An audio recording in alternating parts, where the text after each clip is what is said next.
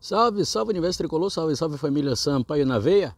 Ontem foi por pouco que a gente deixou esse jejum incômodo aí de 10 jogos e agora fomos para 11 jogos sem vitória, mas houve uma evolução, houve uma melhora do time em relação às outras partidas que o Sampaio fez nesse Campeonato Brasileiro.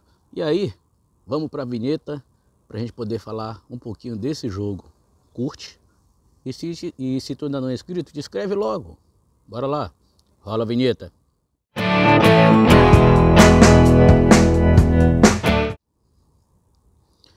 É isso aí, o Universo Tricolor. Até por conta do retrospecto que a gente tem tido aí contra o CRB, muita gente, os próprios torcedores, principalmente os torcedores do CRB e alguns torcedores do Sampaio já davam como certa a derrota do Sampaio ontem para o CRB lá no Rei Pelé. Mas, contra as expectativas de uma parte, né, o Sampaio voltou a jogar bem, pelo menos o primeiro tempo, né, o segundo tempo deu uma caída aí no rendimento, mas pelo menos o primeiro tempo do Sampaio foi bom, né, aonde o Sampaio teve chance de fazer gols, no mínimo duas chances claras de gol, novamente com o Ítalo fazendo raiva para a parte da torcida, mais uma vez ele perdendo um gol debaixo das traves, e o Marcinho que bateu uma falta, né, com muito perigo, onde o goleiro espalmou. E aí o Sampaio poderia ter feito 2-0 no mínimo aí no primeiro tempo, onde teve muita variação de jogada ali, principalmente pelo lado de Vitinho. Pimentinha não foi tão bem ontem, estava totalmente apagado, talvez vindo aí desse estiramento muscular dele, não rendeu o que era esperado. E normalmente até quando o Pimentinha joga fora, ele acaba não rendendo. São poucos os jogos que Pimentinha fez jogando fora, onde dizemos assim, não, Pimentinha se destacou hoje no jogo, foi um dos nomes. Então são poucos, tanto que tem gente até que diz, rapaz, já que ele não viaja mesmo, deixa ele aqui descansando e deixa ele jogar aqui em São Luís, que aqui ele resolve, aqui ele dá mais resultado do que jogando fora. E aí o Sampaio ontem foi para cima do CRB, diferente do que estava vindo, teve algumas modificações no time, uma modificação principalmente na zaga, onde ele jogou ali com 3 zagueiros, né? E aí é uma coisa que o Pisa já vinha falando desde a primeira rodada, que queria jogar com 3 zagueiros, não pôde por conta da própria lesão do Pimentinha e por conta que o Furtado também sentiu um desconforto, e aí teve que fazer outras opções técnicas e táticas naquela primeira rodada. Beleza, fomos para a zaga com o Furtado, né, o Gabriel Furtado, o Fábio Aguiar e o Gustavo Henrique.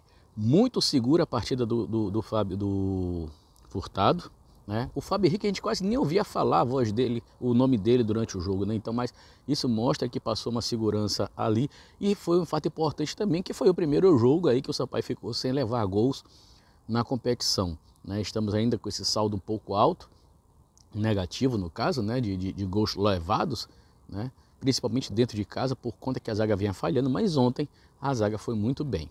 No lado direito, o pivô estava jogando bem, né? Não estava comprometendo, às vezes até tentava ajudar ali o Pimentinha, mas aí no intervalo ele sentiu um desconforto e foi substituído pelo Marcos Ítalo lá na lateral direita. E até brinquei nos grupos de WhatsApp dizendo, rapaz, assim como eu dizia do Alan Godoy, que todo Alan é desenrolado, todo o Ítalo é enrolado. Rapaz, foi ele entrar, pênalti contra o Sampaio. Foi todo atabalhoado, meteu a mão na bola. Muita gente reclamou por conta da intervenção do VAR novamente. Já é o 4º pênalti aí que o Sampaio faz nessa competição. Mas foi pênalti, a bola bateu, desviou o trajeto, enfim. Né?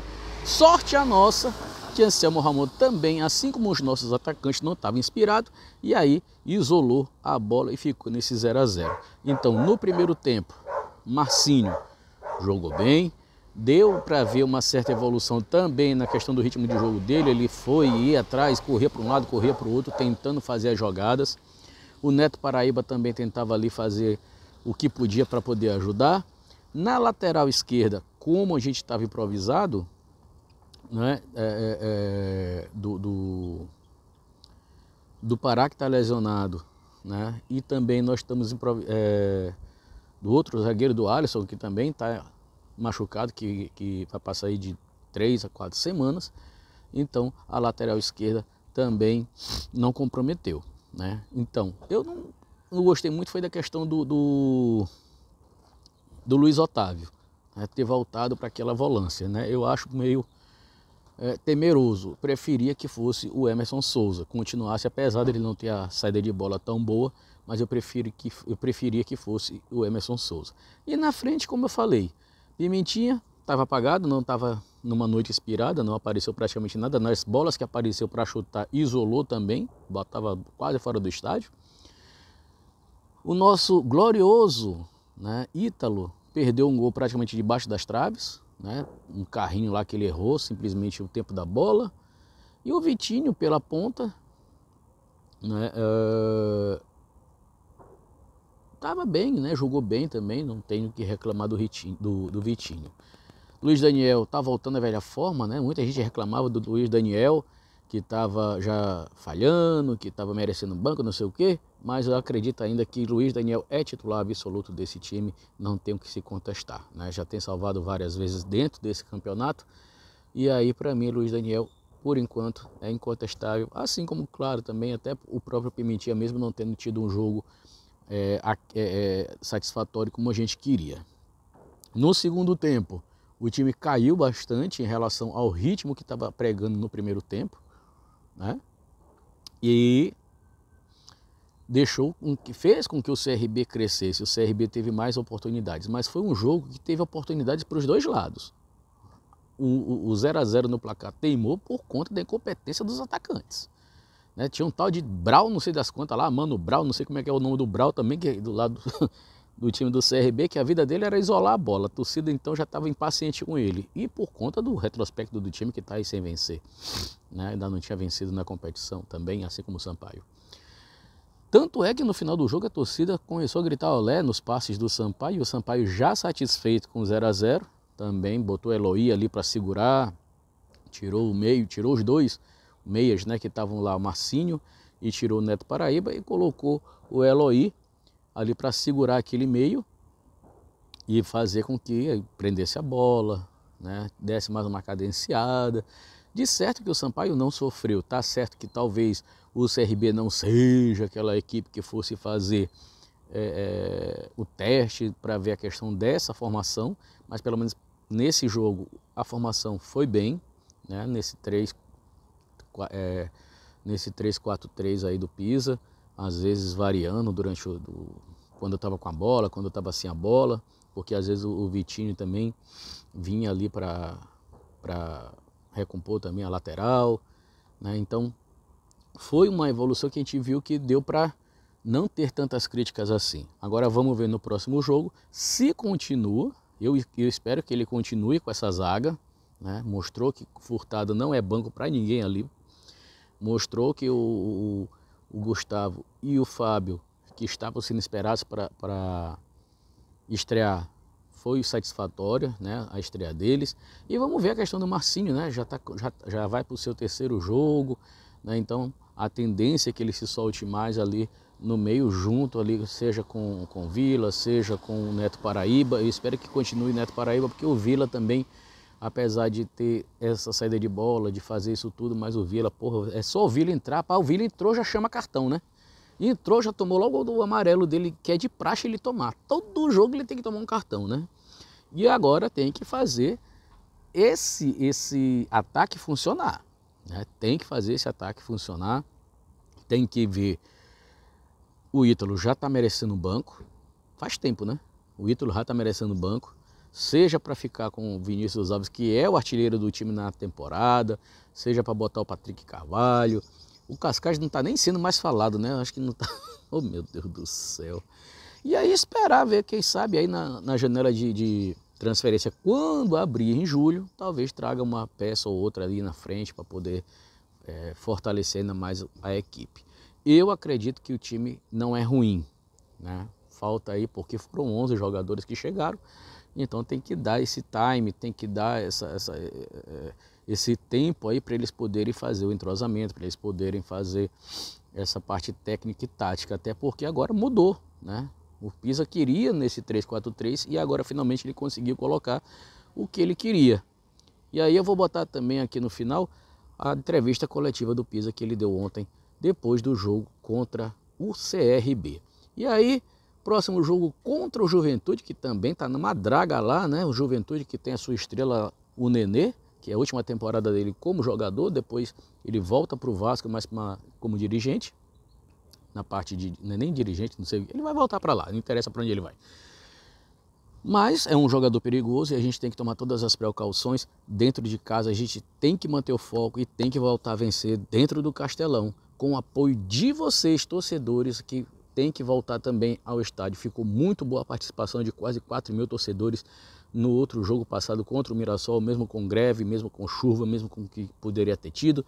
E a intenção é que essa torcida volte e volte mais forte ainda, vendo que o trabalho começou a aparecer os louros ali, né? Começou a aparecer um arzinho de esperança nesse time, né?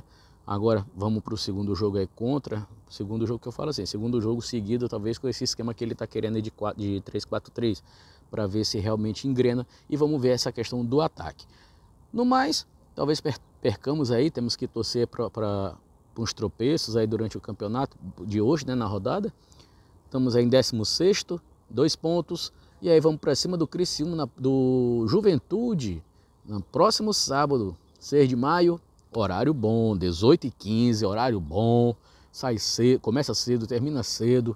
Vamos lá, torcida, vamos lá comparecer, vamos dar força para o time e aí vai dar tudo certo. Vou botar aqui a entrevista do Pisa, né, a coletiva dele que ele deu após o empate de 1-1 contra o Sampaio. Chegou até aqui, curte, compartilha e nos segue nas outras redes sociais, Facebook, Twitter e Instagram. Hoje o tempo está chuvoso para cá. E não te esquece de também passar no nosso site www.sampaionaveia.com.br, também tem todas as notícias do Sampaio por lá. Lembrando que eu sou Alan Jorge e nós somos Sampaio na Veia. Coletiva Professor Pisa, professor futebol do Maranhão, perguntou, professor, as mudanças no meio campo, teve alguma alteração para o CRB vir mais para cima da gente, ou o senhor achou que foram válidas no futebol do Maranhão? Acho que tem um momento aí de definição no final do segundo tempo. Era necessário, né? A questão do jogo no sábado, praticamente a viagem sem treino, o jogo já hoje na terça. O Neto perdeu um pouco da força, Marcinho, mesmo se posicionando bem, já vem um desgaste. Pensei em potencializar o setor com Vila e Eloir, pela questão de ter a sustentação ainda ofensiva e não só estruturar para marcar o adversário. A tendência naquele momento o adversário se soltar e se opõe muito jogador para combater e não ficar com a bola, eu poderia ser pressionado até o final do jogo. Com a entrada do Vila e Eloir, a gente conseguiu sustentar o jogo e tivemos chance ainda de agredir o adversário. Noel Soares, da Rádio Timbeira. Qual a avaliação que você faz sobre a utilização de 3 zagueiros? Eu achei que foi válida, eu achei que a equipe ficou bem postada numa questão defensiva, sempre com uma cobertura, ganhamos duelos no setor aéreo, duelos no chão, bolas em profundidade poucas, que fez bem a leitura. Furtado, o Fábio e o Gustavo. Eu acho que a participação também, quando você fala em 3 zagueiros, você tem que pensar nos corredores. Então o Vitinho, o Guilherme entrando e o próprio pivô fizeram bem o balanço, né? Então quando subia um lado, a linha se transformava de 4, né? Tanto pelo lado esquerdo, quando o Vitinho subia a pressão no Matheus Ribeiro, do outro lado, quando o Buiú subia uma pressão no Romão, tinha o balanço, se transformava numa linha de 4. Achei que a gente ganhou amplitude, porque você projeta os alas, você tem a circulação de bola, você fica com a bola e isso desgasta o adversário. Achei interessante. E muitos acham que o terceiro zagueiro é uma característica de jogo mais defensivo. Acho que se for fazer uma análise fria, foi o jogo que a gente mais construiu, né? Então, ela te dá essa possibilidade de transformar essa linha de 3 zagueiros num 3-4-3, às vezes num 3-2-5, e você chega pelos corredores, chega na área adversária. Fiquei satisfeito pela atuação e pelo entendimento. Falei para eles, pouco treinamos, só recuperamos, verbalizei, mostrei, e a capacidade deles fez com que tivesse essa boa atuação. Érica Pagli, do Jogo Aberto, na Band, falou: boa noite, professor, gostaria que você analisasse em relação às perdas de oportunidades, como alinhar isso, e dos gols perdidos pelo Ítalo, que é um bom jogador, mas ainda não conseguiu acertar o caminho do gol. E eu queria que você falasse também do sistema defensivo. A saída de Joés foi alteração para poupar o jogador fisicamente ou uma escolha técnica somente? Acho que trabalhando, né? A gente precisa trabalhar, precisa potencializar mais. Eu acredito que quando você está perdendo gols ali, questão que você está criando, né? Você criou situações, o Ítalo estava presente não só nesse caminho de hoje, como também no jogo anterior contra o Mirassol, no lance do Pimentinha, o Muralha deu um tapa na bola, ele estava presente, marcou muito, ajudou muito nessa questão de marcar a saída de bola, pressionar e construiu situações ofensivas. Eu acho que com o desenvolvimento, o quinto jogo, as coisas se encaixando, essas bolas que, né, a gente conseguir ganhar esse final do campo ofensivo aí, ele vai estar presente e vai começar a concluir gols, né? Ele sabe disso, ele ficou contente com o jogo que ele fez hoje e também se cobrando, sabendo que o 9, né, tem a necessidade do gol. Isso a gente vai ter que trabalhar e potencializar. Sobre a questão defensiva, foi uma opção, não só na questão do desgaste, falei até com o Joécio e expliquei para Léo, eu precisava dar uma oxigenada no setor, existe a minutagem alta, o Joécio e o Léo fizeram 3 jogos de 90 minutos, no sábado já numa terça, queira ou não, a linha defensiva tem um desgaste, você, né, todo momento correr para trás, marcar, né, diferente de alguns jogadores que a gente inicia o jogo do meio para frente e faz troca, né, são 5 trocas, muito você mexe na equipe do meio para frente, os zagueiros nunca saem, e deixei em aberto assim, chamei numa conversa e falei, estou tomando a estratégia para esse jogo, vamos pensar no CRB, a partir do CRB a gente começa a pensar no Juventude. Então, agora é voltar, recuperar quem teve uma minutagem hoje alta de jogo, foram 10 minutos de acréscimo, ver como eles vão se reapresentar na quinta, conversar, ver também a característica do Juventude e optar sobre a equipe do sábado, com a possibilidade de a manutenção do sistema ou não, com a possibilidade da volta deles ou não, né? Isso eu preciso primeiro ter uma análise do Juventude para poder tomar essas decisões.